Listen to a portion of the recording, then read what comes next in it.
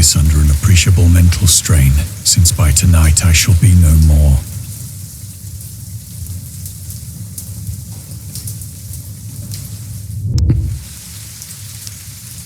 Penniless, and at the end of my supply of the drug which alone makes life endurable, I can bear the torture no longer, and shall cast myself from this garret window into the squalid street below.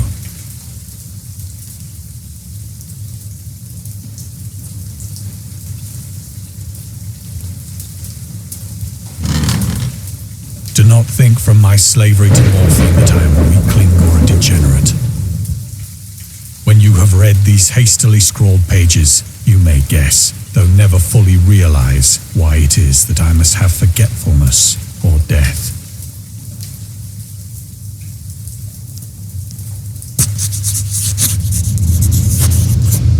It was in one of the most open and least frequented parts of the broad Pacific that the packet of which I was supercargo fell a victim to the German sea raider.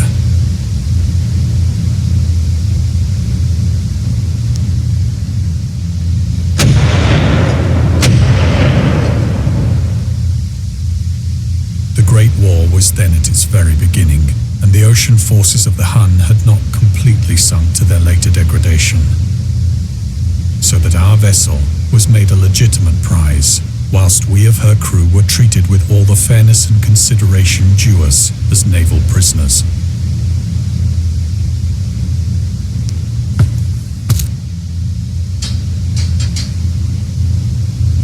So liberal, indeed, was the discipline of our captain.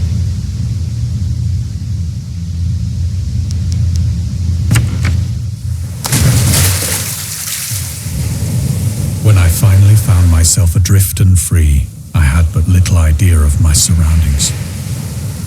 Never a competent navigator, I could only guess vaguely by the sun and stars that I was somewhat south of the equator. Of the longitude, I knew nothing, and no island or coastline was in sight.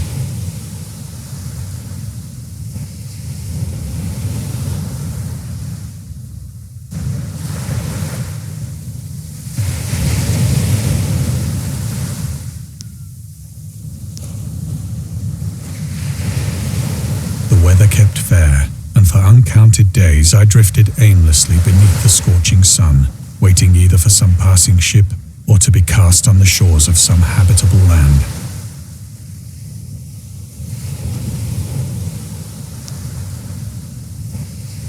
But neither ship nor land appeared, and I began to despair in my solitude upon the heaving vastness of unbroken blue.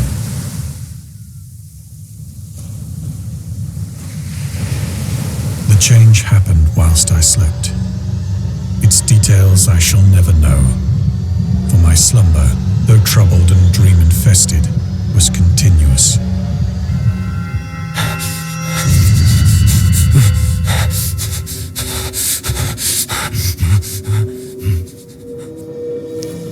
When at last I awoke, it was to discover myself half sucked into a slimy expanse of hellish black mire, which extended about me in monotonous undulations as far as I could see, and in which my boat lay grounded some distance away. Though one might well imagine that my first sensation would be of wonder at so prodigious and unexpected a transformation of scenery, I was in reality more horrified than astonished. For there was in the air and in the rotting soil a sinister quality which chilled me to the very core. The region was putrid with the carcasses of decaying fish and of other less describable things which I saw protruding from the nasty mud of the unending plain. Perhaps I should not hope to convey in mere words the unutterable hideousness that can dwell in absolute silence and barren immensity. There was nothing within hearing and nothing in sight save a vast reach of black slime. Yet the very completeness of the stillness and the homogeneity of the landscape oppressed me with a nauseating fear. The sun was blazing down from a sky which seemed to me almost black in its cloudless cruelty, as though reflecting the inky marsh beneath my feet.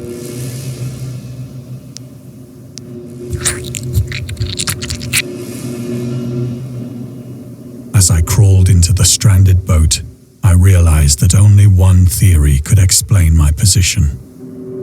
Through some unprecedented volcanic upheaval, a portion of the ocean floor must have been thrown to the surface, exposing regions for which innumerable millions of years had lain hidden under unfathomable watery depths. So great was the extent of the new land which had risen beneath me that I could not detect the faintest noise of the surging ocean, straining my ears as I might. Nor were there any seafowl to prey upon the dead things.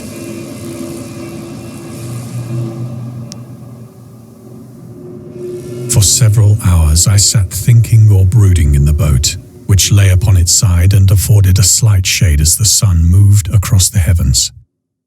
As the day progressed, the ground lost some of its stickiness and seemed likely to dry sufficiently for traveling purposes in a short time. That night I slept but little, and the next day I made for myself a pack containing food and water, preparatory to an overland journey in search of the vanished sea and possible rescue.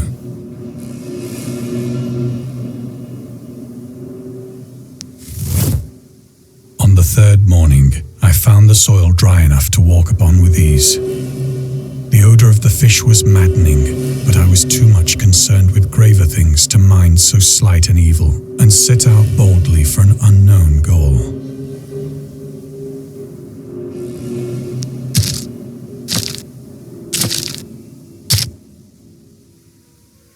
All day I forged steadily westward, guided by a faraway hummock which rose higher than any other elevation on the rolling desert.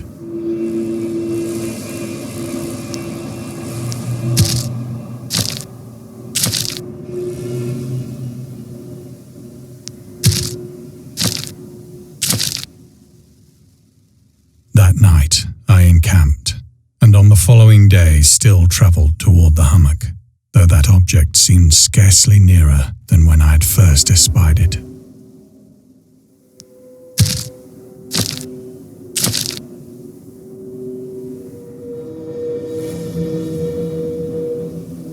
By the fourth evening, I attained the base of the mound, which turned out to be much higher than it had appeared from a distance. An intervening valley setting it out in sharper relief from the general surface. Too weary to ascend, I slept in the shadow of the hill.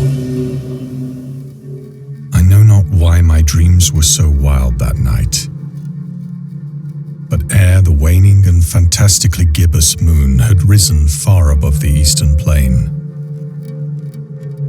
I was awake in a cold perspiration, determined to sleep no more. Such visions as I had experienced were too much for me to endure again, and in the glow of the moon I saw how unwise I had been to travel by day.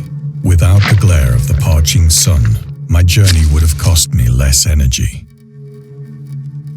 Indeed, I now felt quite able to perform the ascent which had deterred me at sunset. Picking up my pack, I started for the crest of the eminence.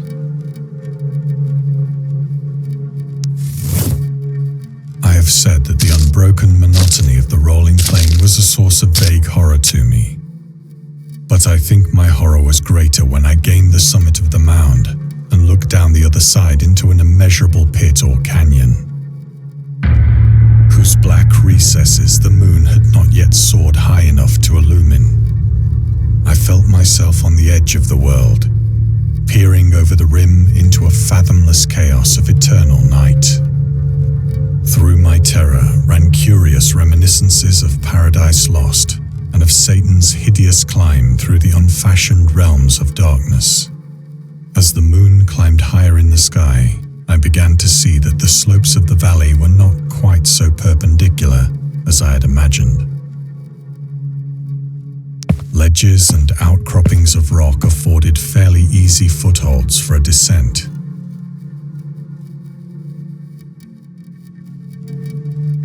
Whilst after a drop of only a few hundred feet, the declivity became very gradual.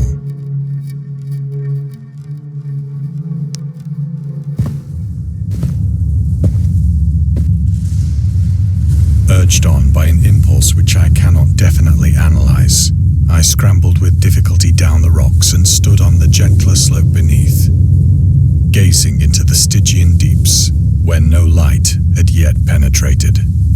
All at once, my attention was captured by a vast and singular object on the opposite slope, which rose steeply about 100 yards ahead of me. An object that gleamed whitely in the newly bestowed rays of the ascending moon.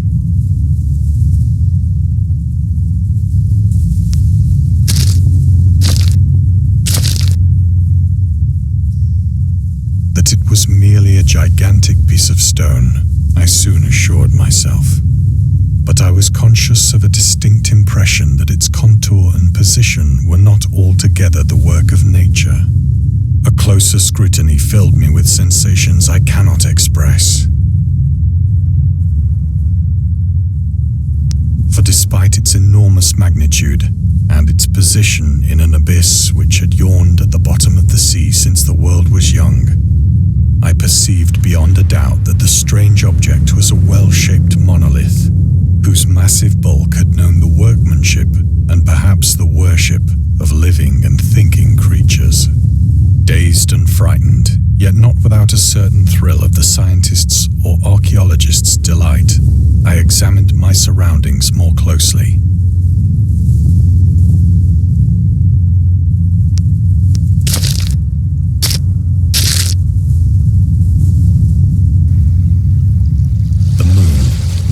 The zenith shone weirdly and vividly above the towering steeps that hemmed in the chasm, and revealed the fact that a far-flung body of water flowed at the bottom, winding out of sight in both directions and almost lapping my feet as I stood on the slope. Across the chasm, the wavelets washed the base of the Cyclopean monolith, on whose surface I could now trace both inscriptions and crude sculptures.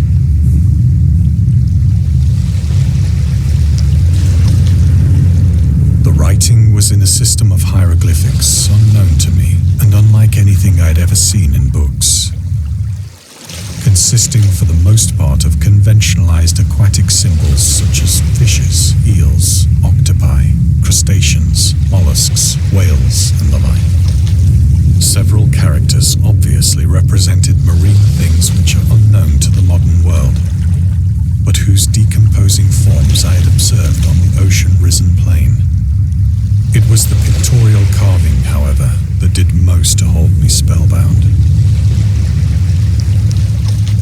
Plainly visible across the intervening water, on account of their enormous size, were an array of bas-reliefs whose subjects would have excited the envy of a doré. I think that these things were supposed to depict men, at least a certain sort of men, though the creatures were shown disporting like fishes in the waters of some marine grotto, or paying homage at some monolithic shrine which appeared to be under the waves as well. Of their faces and forms I dare not speak in detail, for the mere remembrance makes me grow faint. Grotesque beyond the imagination of a Poe or a Bulwer. They were damnably human in general outline, despite webbed hands and feet, shockingly wide and flabby lips, glassy, bulging eyes, and other features less pleasant to recall. Curiously enough, they seemed to have been chiseled badly out of proportion with their seeming background, for one of the creatures was shown in the act of killing a whale, represented as but little larger than himself. I remarked, as I say, their grotesqueness and strange size, but in a moment decided that they were merely the imaginary gods of some primitive fishing or seafaring tribe. Some tribe whose last descendant had perished eras before the first ancestor of the Piltdown or Neanderthal man was born.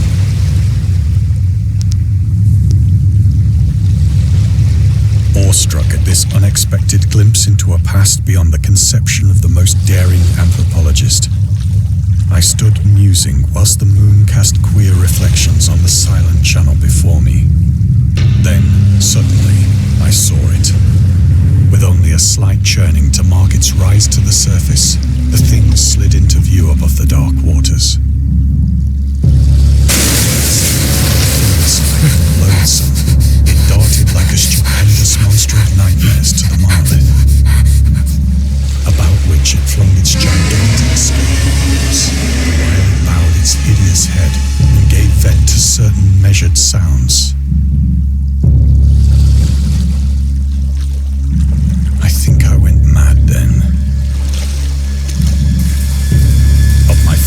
ascent of the sloping cliff and of my delirious journey back to the stranded boat, I remember little.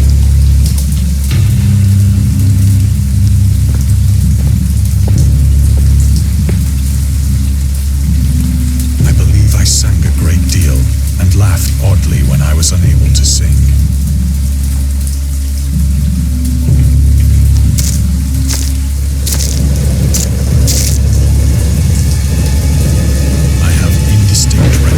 Of a great storm sometime after I reached the boat.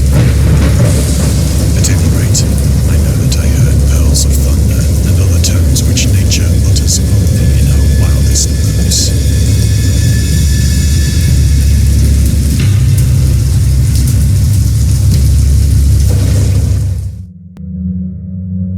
When I came out of the shadows, I was in a San Francisco hospital. Brought thither by the captain of the American ship which had picked up my boat in mid-ocean. In my delirium, I had said much, but found that my words had been given scant attention. Of any land upheaval in the Pacific, my rescuers knew nothing. Nor did I deem it necessary to insist upon a thing which I knew they could not believe.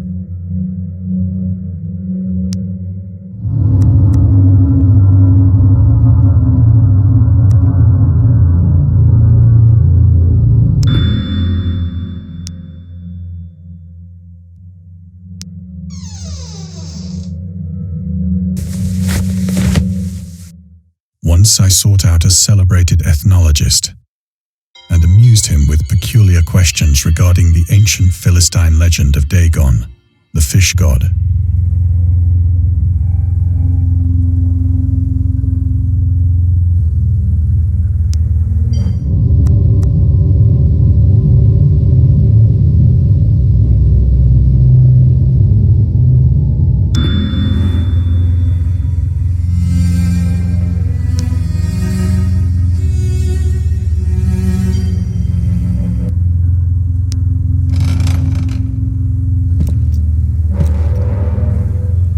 Soon perceiving that he was hopelessly conventional, I did not press my inquiries.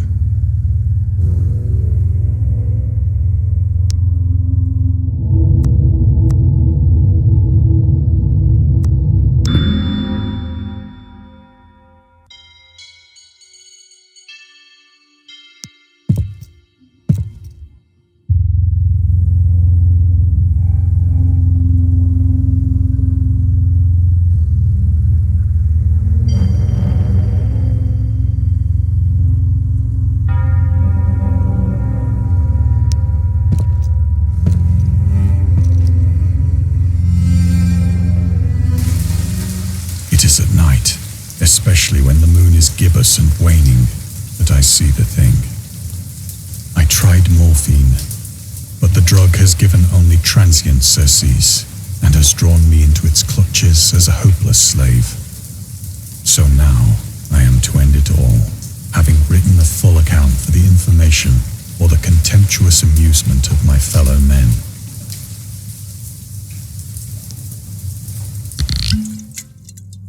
Often, I ask myself if it could not all have been a pure phantasm, a mere freak of fever as I lay sun-stricken and raving in the open boat after my escape from the German man-of-war. This I ask myself, but ever does there come before me a hideously vivid vision in reply. I cannot think of the deep sea without shuddering at the nameless things that may at this very moment be crawling and floundering on its slimy bed, worshipping their ancient stone idols and carving their own detestable likenesses on submarine obelisks of water-soaked granite. I dream of a day when they may rise above the billows to drag down into their reeking talons the remnants of puny, war-exhausted mankind. Of a day when the land shall sink and the dark ocean shall ascend amidst universal pandemonium.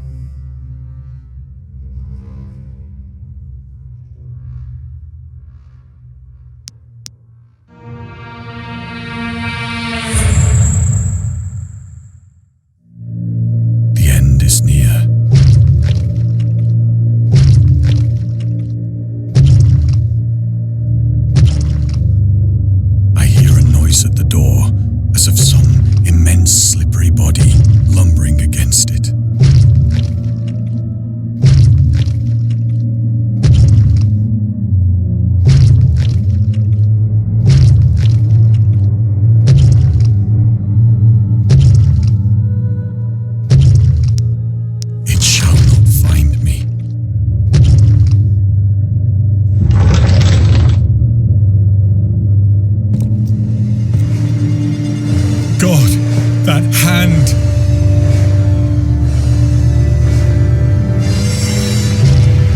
The window! The window!